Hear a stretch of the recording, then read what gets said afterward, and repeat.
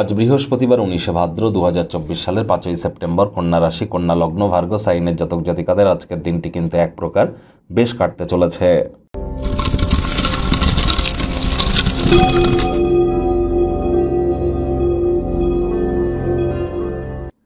ভিডিওটির শুরুতেই রাজযোগ চ্যানেলের তরফ থেকে সকল শিক্ষক শিক্ষিকাদের রইল আন্তরিক শুভেচ্ছা ও অভিনন্দন।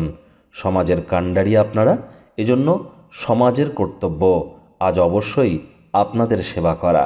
তাই আপনার যদি কোনো শিক্ষক শিক্ষিকা থেকে থাকে তার সেবাদান করতে যেন আজ ভুলবেন না। স্ক্রিনে দেখতে পাচ্ছেন গুরু ব্রহ্মা গুরু বিষ্ণু গুরুদেব মহেশ্বর গুরুরেব পরম ব্রহ্ম তস্মাই শ্রী গুরবে নমঃ। দেখুন, জীবনে উন্নতি করতে গেলে জন্মগুরু, শিক্ষাগুরু এবং দীক্ষাগুরু, এই 3 গুরু প্রাপ্তিতেই কিন্তু আমাদের জীবনের সাফল্যের মূল অর্থ নিহিত আছে।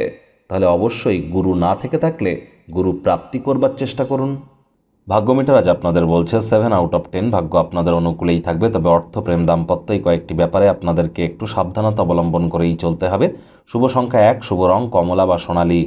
আজ পুরুষ হয়ে থাকলে আপনারা বিনোদনের খাতে, মহিলা হয়ে থাকলে স্বাস্থ্য, চেহারা বা রূপচর্চার খাতে অতিরিক্ত সময় অর্থ দুই ব্যয় করতে পারেন। ব্যয়বহুল দিন, খরচ বাড়বে, অর্থ সঞ্চয় করা কঠিন, এদিকে নজর প্রদান করুন। আজ আপনি স্বাস্থ্য এবং চেহারাকে উন্নত করার চেষ্টাটা করতে পারেন। চাকরিজীবী যারা আছেন তাদের কিন্তু অফিসের পরিবেশ এক প্রকার বেশ, বস কলিগদের সাথে ভাব ভালোবাসা বাড়বে, কর্মে গতি অনুভব করবেন। আজ আপনি কর্মস্থানে সকলের মধ্যমণি হয়ে উঠবেন, সাফল্য ভালোভাবে আপনার নাগালের মধ্যে আসবে।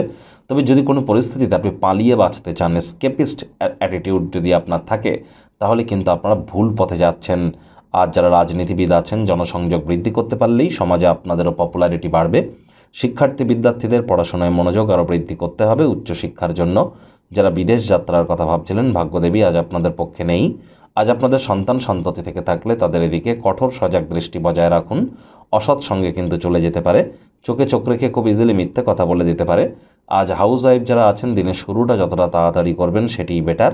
প্রেমিক প্রেমিকা, স্বামী স্ত্রী, ভালোবাসার মানুষের চরিত্র নিয়ে সন্দেহবাতিক যেন হবেন না। তৃতীয় কোনো ব্যক্তিকে ভুলেও সম্পর্কের মধ্যে প্রবেশ করতে দেবেন না, সম্পর্কের দুর্বলতা আরও বেড়ে যেতে পারে। পরিবার পরিজন, নিকটে স্থানীয় ব্যক্তিবর্গ, বন্ধু স্বজন সকলের সাথেই ভাব ভালোবাসা বৃদ্ধি পাবে। পরিবারের প্রতি সকল প্রকার দায়িত্ব সঠিক সময়ের মধ্যে সুনিপুণভাবে আপনারা পালন করতে চলেছেন। আজ আপনাদের উচিত কোনো প্রকারভাবেই তৃতীয় কোনো ব্যক্তির কথায় পড়ে কান পাতলা হওয়া থেকে বিরত থাকা।